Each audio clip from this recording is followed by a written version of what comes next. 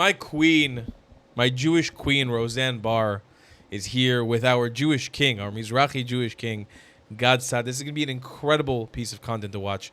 I'm Tall the Traveling Clad. Let's take a look at this episode. Qatar and Switzerland. That's what it is. The But Muslim Brotherhood in Qatar and all their money that they launder through Switzerland to come up with their NGOs to brainwash Americans from owning all the media, from maybe making ABC fire me because I said Muslim Brotherhood, to everything else in America, to everything TikTok, YouTube. When I go anywhere and write the words Muslim Brotherhood, I'm banned immediately. We're under some heavy duty mind control, and it's all Swiss banks, the neutrality. It's all bullshit, and of course they're going to blame the Jews. That's all they do to keep the mirror going, so are you they know them. are you familiar? This is not only the Muslim Brotherhood who said this, but certainly they did. Many of these Islamic leaders have said that we are going to conquer the West in one of three ways. And so I want your listeners to listen to this carefully. And they say it very brazenly and very openly. Number Yeah. one, sorry? I said they don't hide it. Sorry. Exactly. So number one, we're going to conquer the West through the womb of our women. Yep. Which is That's exactly right. right? Number two, we're going to conquer the West through hijrah. Hijrah is the Arabic word for immigration, migration. And of course, we've got the suicidally empathetic reflex to let in millions of people who don't share our values. And number three, which is arguably the one that they've been most successful at, we are going to use your miserable freedoms against you. That's it. But what do you mean you're deporting me? All I do all day at the Columbia campus is rail for the end of the Jews and for the destruction of the United States. I'm just a poor graduate student. Why are you getting rid of me? Freedom of speech. And then all of my idiotic colleagues, and they're called professors, don't side with the Trump administration to get rid of this cancerous guy. They love it. He's a poor guy who's only expressing his beautiful freedom of speech. And what also infuriates me is they all go, they pay everybody in our media too. Come on, let's be real. They got all the money in the world. They give this country about maybe 10,000 times more money to buy influence than APAC could ever dream of. Qatar and Tucker And Carlson. all they do is Candace Owens. APAC, like parrots, because they don't want. And all the Jews that they say, oh, see the Jews, all of them are working for the friggin' Muslim Brotherhood media cartel. And I'm sick of it. I'm sick of that they're working for them. They want jobs that bad. But they're selling America down the river with their liberal bullshit, which isn't liberal at all. I used to be a liberal, so I know it isn't liberal bullshit. It's Islamic bullshit. So I'll what do you probably get think? on me after this, but What I do you don't give think? it. What do you think about? Are you familiar with the project Epic City in Texas? Mm-hmm.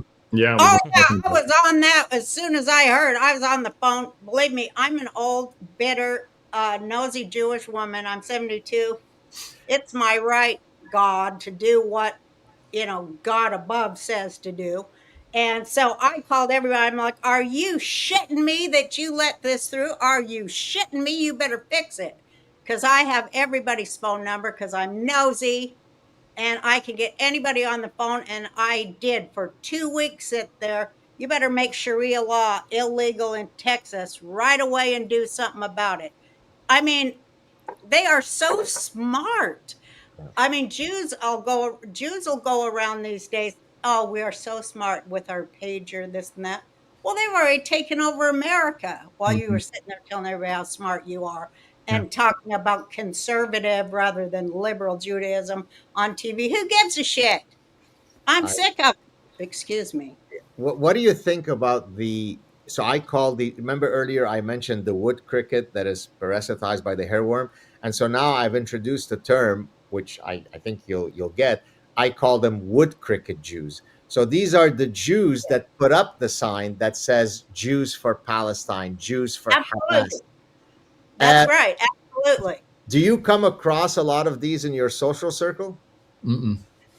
I did in my life, and I ran for my life because I read the Bible. You know, I read Torah, and Torah says the biggest enemy of the Jews are the Arab Ra, the ones that were in the house of Pharaoh.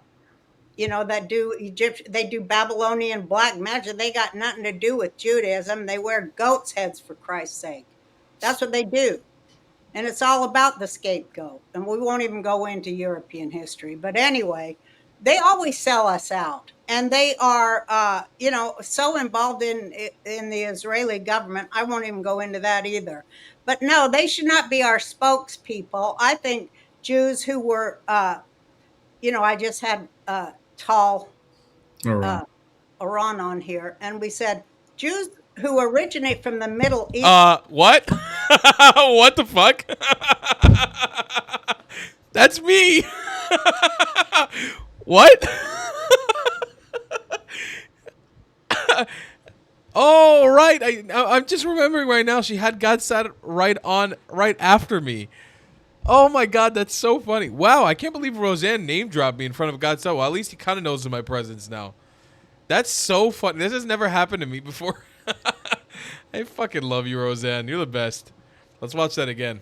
The ones that were in the house of Pharaoh, that do they do Babylonian black magic. They got nothing to do with Judaism. They wear goats' heads, for Christ's sake. That's what they do. And it's all about the scapegoat. And we won't even go into European history. But anyway, they always sell us out. And they are, so involved in the Israeli government. I won't even go into that either. But no, they should not be our spokespeople. I think Jews who were, I just had Tal All right. Iran on here, and we said Jews who originate from the Middle East and were driven from their homes should be the only spokespeople now in America when they're talking about Israel or any other subject that entails anything about Jews or Jewish history, because these guys have rewritten it all or forgotten. They don't even know what they're talking about as it applies to us living in the world and staying living right now. The people from all Arab states, all Jews have been nakbud, and their wealth of thousands of years assumed, and they had to go to Israel. They had no other place. The Jews of Yemen, Iraq. So you mean the course that you and I took together at Oberlin about Islamic history, where the Muslim countries were terribly loving and revered the Jews? That's not true. Oh, yeah. No, in fact, when Hitler admired them so much because they made Jews wear the yellow star in the Middle Ages to walk down the street. They had to walk in the middle of the street where the sewage ran. They weren't allowed up on the sidewalk because they weren't chosen. They were not the chosen people. And I'm just sick of it. I'm so sick of the lies. But I mean, they really have these people who they pay. I'm sure they're paid, because you can tell they don't passionately believe anything. Of course they're paid. They just spout, parrot. And but they're so smart the way they did it, using our hospitality against us. Yeah. We will And use getting women to do it is what pisses me off so as bad. I said, we will use your miserable freedoms against you, right? That's exactly what they've And done. laugh at you. By the while you way, do it. And don't they say that the West, that they look upon the West as a woman to be mounted? That's literally coming from me. I'm the one who raised it. So I know. this comes from conversations that I've had with, because Arabic is my mother tongue, where they literally say exactly. I'm glad you raised this. The West is a woman to be mounted, the exact translation. And so imagine how. So every time the West engages in generosity, compassion, hospitality, what their mind is seeing: weakness, weakness, weakness. So this is what I call a lack of a cultural theory of mind. Remember earlier I talked about theory of mind, which is I need to put myself in your mind to be able to have a meaningful conversation. Well, the West doesn't have cultural theory of mind, meaning that they presume that the noble virtues that they express to the other will be fully appreciated and reciprocated. But that's not how it's viewed by the Middle East. It's viewed as weakness. And this is why, I mean, even as I'm a Canadian, right? So I don't have officially a dog in the fight in terms of Donald Trump or not. But the reason why I appreciate Donald Trump so much, among many reasons, is that he speaks the Middle Eastern language. Yes, he Even though, does. right, he doesn't speak Arabic, but he understands the dynamics of geopolitics, which is, Yeah, yes. he knows if you don't do it, we're gonna kill you. Mm-hmm. Do you remember the famous anecdote? I can't remember who said it, where he was negotiating with some Taliban guy and he sent the photo of where his house is or something. Now that's Yeah, some that's in gangster stuff August. right there. But it is gangster. I mean, it is gangster to control your women like that, and I mean that is about as gangster as it gets. And they are very gangster, and they're very imperialist. I mean, they are imperialist as hell, and they are, they have they believe they are superior to everyone on Earth, and I mean, they believe their religion is the only religion, which Christians do too, but they give you, a little out if Yeah. you're a Jew. Oh, someday you'll see the light, and before you die, whatever. But they're like, no, no Jews, sorry, So you let me guys give you let me aren't give you important to us. yeah, so I'll give you a couple of passages, I mean, or elements from the Quran. And so there are three elements to Islamic theology. There's the Quran, then there is the Hadith, which is sort of the deeds and sayings of Muhammad, and then there's the Sirah, which is the biography of Muhammad. And so that's, if you like, the trilogy. Okay, and so a couple of things that some of your listeners might appreciate. Number one, whenever a Islamic apologist or a Westerner apologizing on behalf of Islam uses the following, be careful. So for Okay. example, they'll quote something that says, "Hey, you have your religion, I have mine." Oh, that seems peaceful, yes. But then there's another passage that says, "Kill, kill, kill everything in sight." Well, how could it be? How could it have both? So here we need to go to a concept called abrogation. So Muhammad had two periods of proselytizing. He had the Meccan period and the Medinan period. When he was in Mecca, he spent many, many years and he wasn't able to attract many adherents, something like 150. He actually did preach a message of peace. That's the early part in the Quran, the That's Meccan when he period. had the Jewish wife. Exactly. Later, he moves to Medina.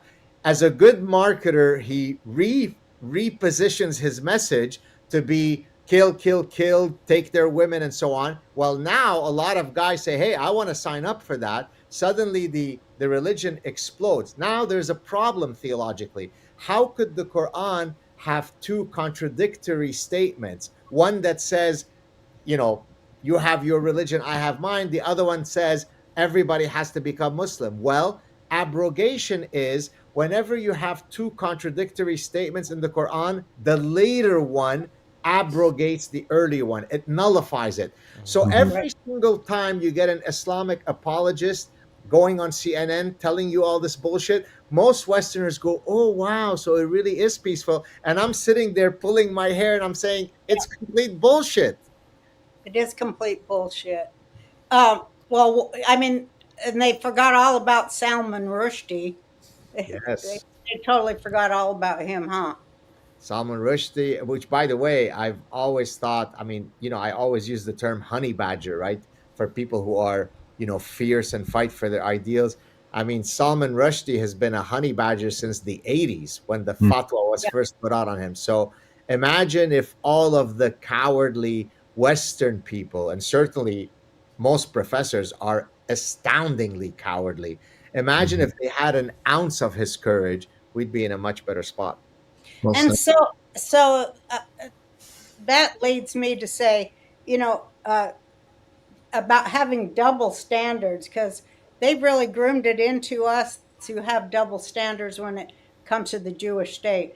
It is unbelievable, their double standards of war. And I mean, on October 8th, they were in the streets of New York condemning Israel. It's just unbelievable, right? I mean, the Israelis should not, by the way, as you, I'm sure you know this, right? They put out flyers, they warn you. I mean, they do what no other military force has ever done. I Yeah, know some Israeli military people. A lot of my family lives in Israel. So mine too. exactly. So from and people now facetiously say, "Oh, the most moral army." They are the most moral Yes, military they are. because they could literally in 15 seconds. I appeared on Joe Rogan recently where I said, if it were the case that Israel wanted to genocide the Palestinians, do you know how many seconds it would take to achieve that? It would take 15 seconds, right? The Mhm. fact that that had, by the way, this is the first genocide ever, as you know, where you've had a five-fold increase in the population. Yep. I Right? know. Jews are bad at it. The Jews suck at genocide. They're very good at getting genocide, not as good as committing genocide. But yet, I can't go to my campus downtown Montreal because there are signs everywhere saying, you know, you're a baby killer, you're a Zionist, and so on. The world is mad, Roseanne. Not only is the world mad, this whole situation is mad that the Jews get the brunt of the